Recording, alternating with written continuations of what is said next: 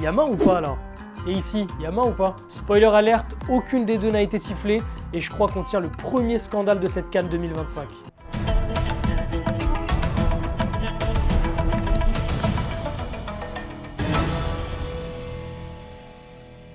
Angola-Zimbabwe, un partout score final, les deux équipes se neutralisent, les buteurs Gelson Dalla et Mukola. L'Égypte gagne 1-0 dans un scénario qui fait parler. Mo Salah ouvre le score sur un penalty plutôt discutable et ça 2 minutes avant que son équipe ne soit réduite à 10, juste avant la mi-temps. Quand on voit l'image, c'est sans équivoque. L'arbitre est aux premières loges, mais accrochez-vous bien. Le drama a duré environ 7 minutes puisque la main survient à la 86e. Au début, on annonce un coup franc, mais après un coup d'œil à la VAR, la décision est changée. Ni coup franc, ni penalty. Résultat, une balle à terre, possession rendue à l'Égypte et plusieurs minutes de perdu. Petit cadeau de Noël pour les pharaons de Mo Salah, on présume. Au niveau du classement de ce groupe B, ça nous donne Égypte 1er, Afrique du Sud 2e, Zimbabwe 3e et enfin Angola 4e et dernier. Certains supporters maliens étaient bien confiants avant le match contre le Maroc. Premier mi-temps 3-0, deuxième mi-temps 3-0, ça fait 6 en tout. Tous les Marocains disent Hakimi, Hakimi, Hakimi est qui? On a Bissouma, Layine Sinanogo, Nene Gorgeles, El Bilali, Ouyo Koulibaly, on a tout. Maroc ne peut rien. Maroc c'est quoi? Et tout le monde connaît Mali. Inch'Allah, on va faire premier étoile ici. Mais pas tous visiblement.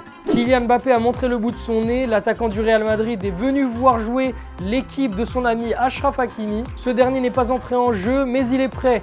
Du moins, sa forme physique à l'entraînement semble très encourageante. Malgré tout, il continue d'occuper ses fonctions de leader à sa manière, comme en témoignent ces images. Et tout de suite, la question à 1000 €, main ou pas main? Penalty ou pas penalty? C'est accordé au Lion de l'Atlas et transformé par Brahim Diaz, score final 1 partout. Bon, les arbitres de cette CAN, va falloir se mettre autour d'une table pour être d'accord sur ce qu'on siffle et sur ce qu'on siffle pas. De l'autre côté de ce groupe A, les Comores et la Zambie ont fait 0-0. Le Maroc est donc premier avec 4 points, suivi du Mali et de la Zambie, tous les deux à 2 points, et du Comore dernier avec 1 point.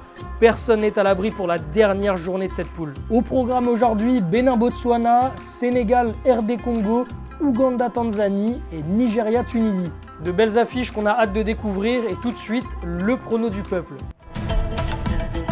Franchement, je sens bon un 3-0 du Sénégal, franchement. Ils sont chauds, mais vraiment. Attention au Congo, attention, oui. moi je vois un petit 1-0, but NDI. Penalty ou pas, mais un petit 0. Ah ouais? Ouais. Non. Demain on y est en plus à Tanger. Ah oui, rendez-vous demain à Tanger. 2-0 Sénégal, doublé Sadio Mané. Ça sera un match difficile. Je pense que le Sénégal va gagner. Je pense que ça sera un match assez serré. Moi, je dirais un 3-2 pour le Sénégal. Et après, pour les buteurs, je pense qu'il y a un Eliman Ndiaye et un Nicolas Jackson aussi. Je pense ouais, ça va être ça, ouais.